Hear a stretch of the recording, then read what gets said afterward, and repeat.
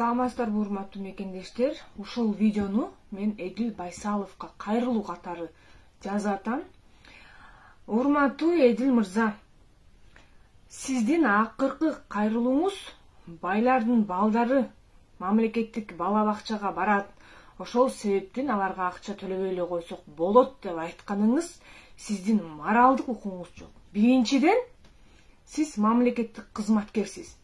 Экинчиден, кайсы мамлекетте жашайсыңар силер? Качан биздин байлардын балдары, чиновниктердин балдары, депутаттардын балдары мамлекеттик бала бакчага барчу эле? Бала бакчаны айтпай эле коеюн, мамлекеттик мектепке да барышпайт. Больницага да кайрылышпайт алар. Жогорку окуу жайда да окубайт. Именно Кыргызстандын жогорку окуу жайларында окушпайт. Көп болуп кетсе аутсуда окушат.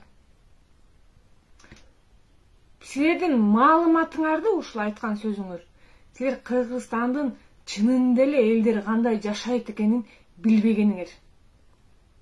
Эмне себептен? Анткени мамлекеттик садиктердин абалы өтө эле оор. Бир группада 40тан ашык балдар бар. Ошондой эле мамлекеттик мектептерде кандай деген ата-энелердин жардамы менен эле турбаса, мамлекет тараптан каржылоо аябай эле аз.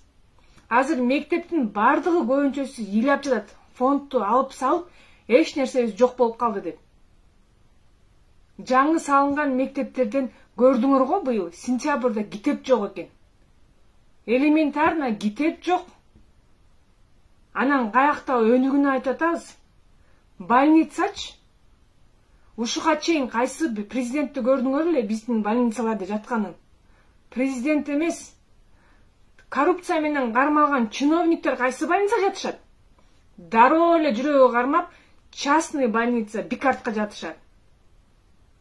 Силердин кыргыз элинин жашоосун чынында эле кандай экенин билбегениңер, мына силердин бир эле сөзүңөр бала бакчанда байлардын балдары барат дегениңерден эле билинип калды. Мына силерге окшогон кадрлардын үчүн биздин Кыргызстан дагы эле оңолбой, дагы эле ит менген жашоодо жашап атабыз.